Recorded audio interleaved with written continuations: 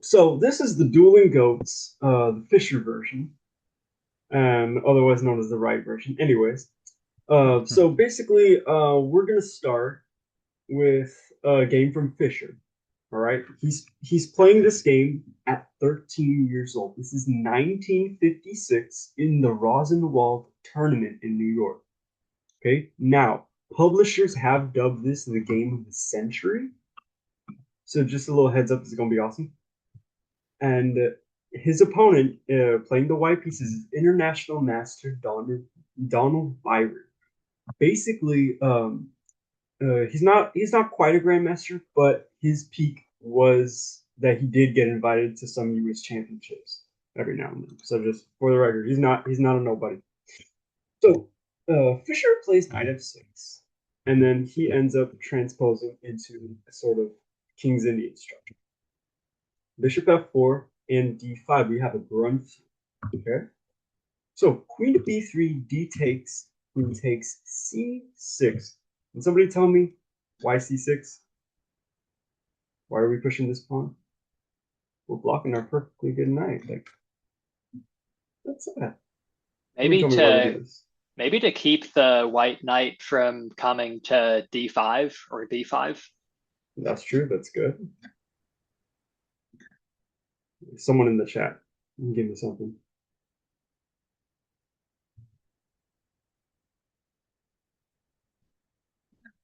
Okay, protects it. Very good. Yeah.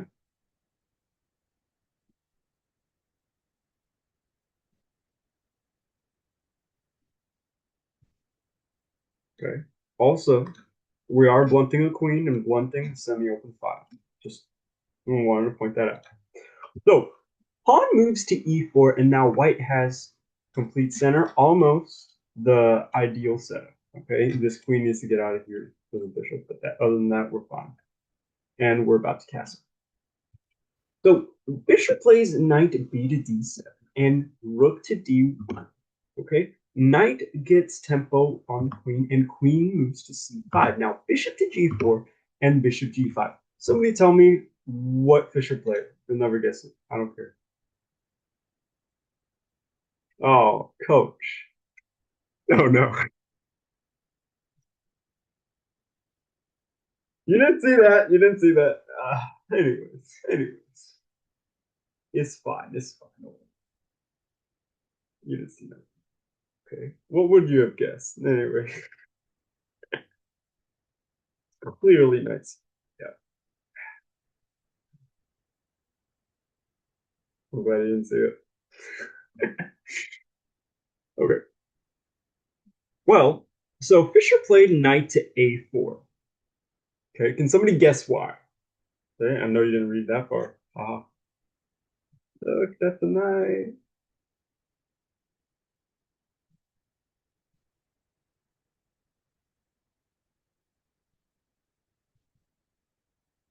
Okay. E4, knight takes e4. Okay. So we have an idea. The e4 pawn is hanging. Okay. But is it worth it? Is it worth a full-fledged knight? Okay. Remember, this is an international master, and you're a 13-year-old little guy. So do we really want to hang a knight in exchange for a central pawn? Yes, because Fischer, yeah, that is true. Fischer, if he wasn't world champion, he'd just be some crazy. I'm gonna be honest. He'd just be some crazy. Yeah. So I want somebody to give me some sort of backup idea, something that makes this knight sacrifice more positionally sound, because we are, like, I'm not gonna lie, like 9 times out of 10 I can convert this. Okay.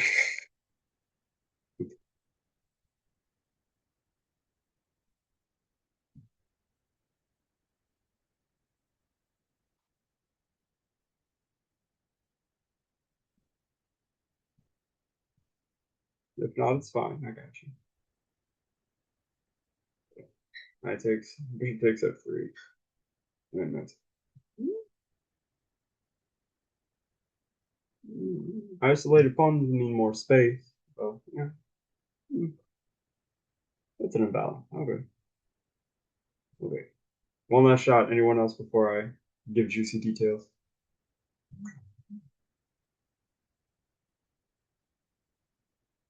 Okay, gotcha. So if knight were to take on e4, okay, you're right, knight takes e4, but check this out. First things first, knight in the ring. He's not looking too good. This is not a good knight, okay? Second off, this is a good central knight, all right, with a good tempo, okay? Just positionally, it's not a complete sacrifice. So queen takes on e7 and queen to a5, check. Now, if knight comes back, we just bring our rook up and we win. So, in order to stop nonsense, white plays b4, queen takes a4, and now okay, we're even. Now what? Queen takes e4. Uh-oh, down a knight again.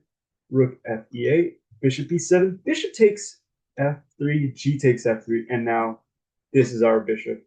This is not going to be pleasant. Okay, let's put it that way. So Fischer calculated all that nonsense, and so did Donald Byrne. So he plays queen to a3.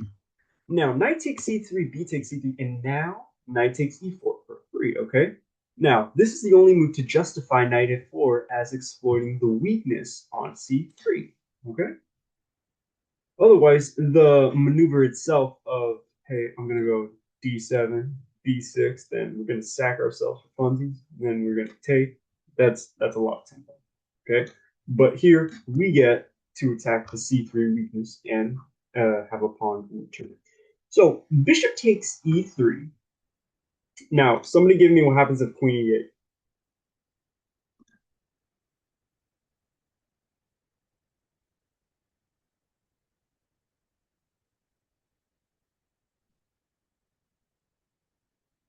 It looks really nice. It looks delicious. Oh, look at that. Look at that.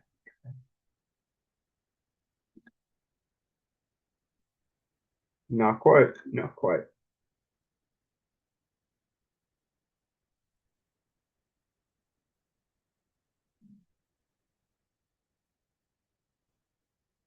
Okay, check this out. All right. So queen to d3, and this was Byron's idea if the queen were to pin. Because after c5, which is the strong exchange sacrifice repeated, bishop takes, queen comes back, c takes, takes, and queen to f4. Okay, now we are winning. However, this is some wiffly waffly imbalances that we do eventually have to deal with. Okay, so actually not that. Uh, so this is some imbalances, but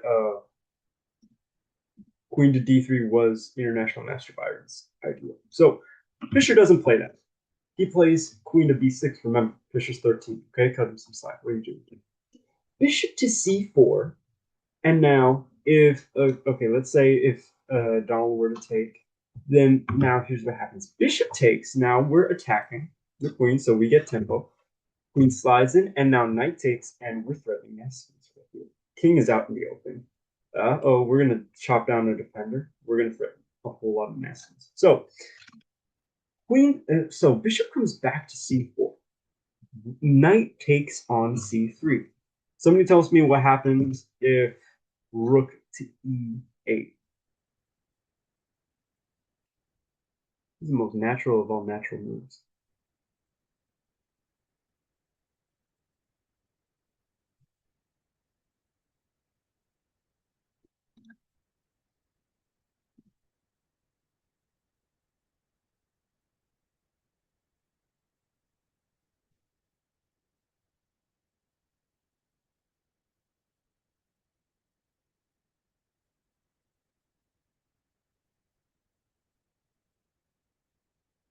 Okay, well, check this out. So castles would be played, and then bishop takes g takes, knight takes on c3, bishop to c5, knight b5, and bishop takes f7 with check. We're threatening a queen, we're threatening a king. There's a whole lot of nastiness going on here. So knight takes on c3. Now bishop to c5, rook f e8 check, king f1, and somebody gets the move. This is a very famous position. God Santos already knows this. He doesn't need it. He doesn't need to type this. He's fine. Okay. Well, I know this is. Somebody give me the.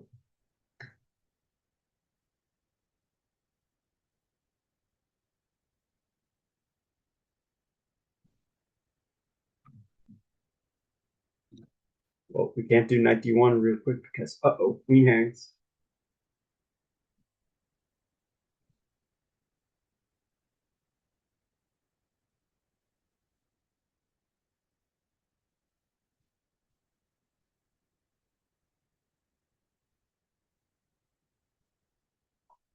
Coach Daniel, any thoughts? I don't know. This is a tough position. No, yeah, I don't it's so see. juicy. I'm not seeing anything. Mm.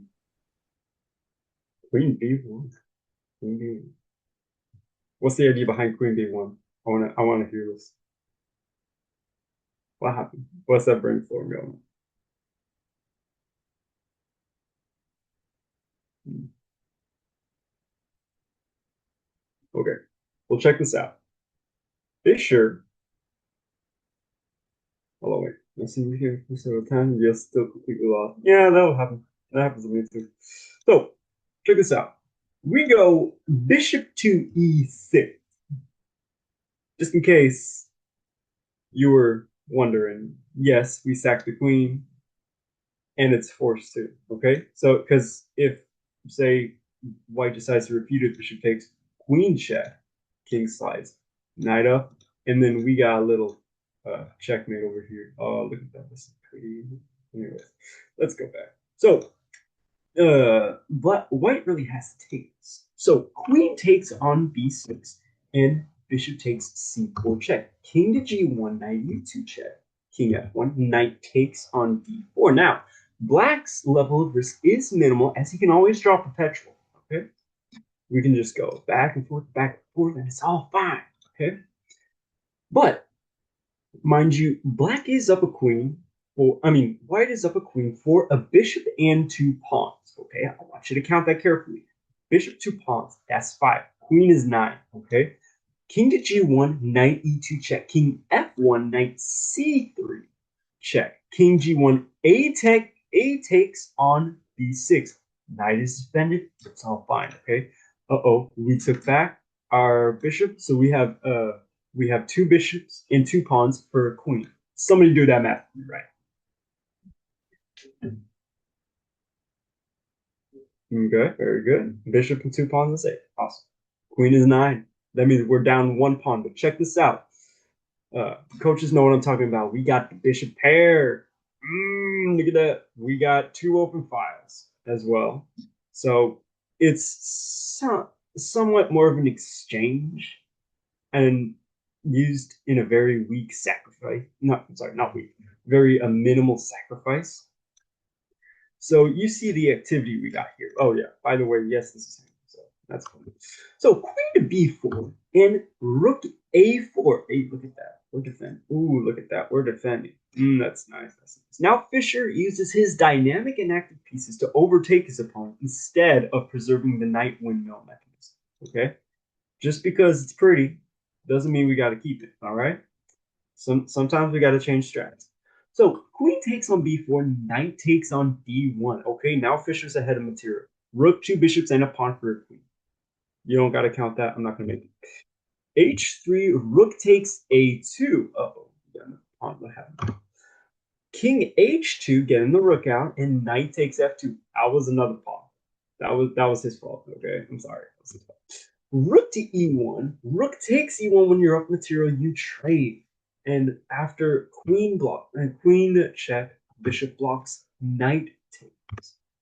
Bishop comes to d5. All right. Now after knight f6 and knight e4, when you have pieces, you get them active. You don't keep them passive. Queen goes to b8, and I want somebody to tell me, okay, we're up by 5 points. All right. Rook, two bishops, three pawns for a queen. So what would you play in this position?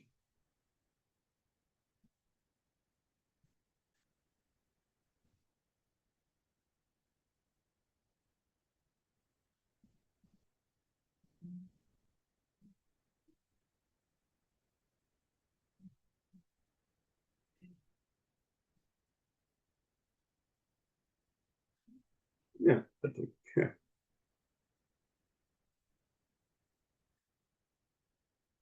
Okay. Give me legal moves. Give me legal moves. Let's put it that way. Yeah.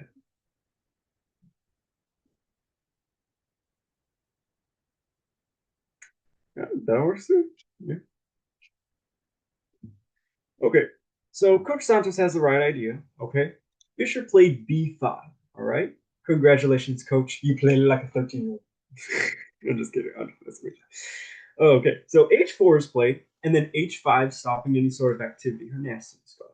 So coach breaks the laptop, and okay, knight at E5. King to G7. Okay, we're unpinning. We're trying to get our resources coagulated. We don't want any sort of sacrifices or perpetuals going on. Okay, we want it safe here. King to G1, Bishop C5 check. King F1 knight G3 check. Now King slides over. Bishop B4 check. King D1. Bishop B5 B3 check. King C1 knight E2 check. King B1 knight C3 check. King C1 knight C2 check mate. Over a decade later, Fischer once said this was one of the few games of his own he himself memorized. Just look at it. Why would he not? So, any questions so far?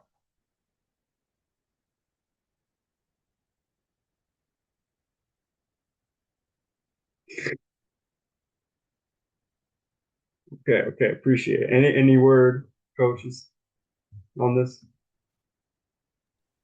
That was good. That was a good game. Really You cool picked the game. checkmate. You picked the game, man. Yeah. Let me show you the least complicated game of Bobby Fischer. Eh, you Oh know, man.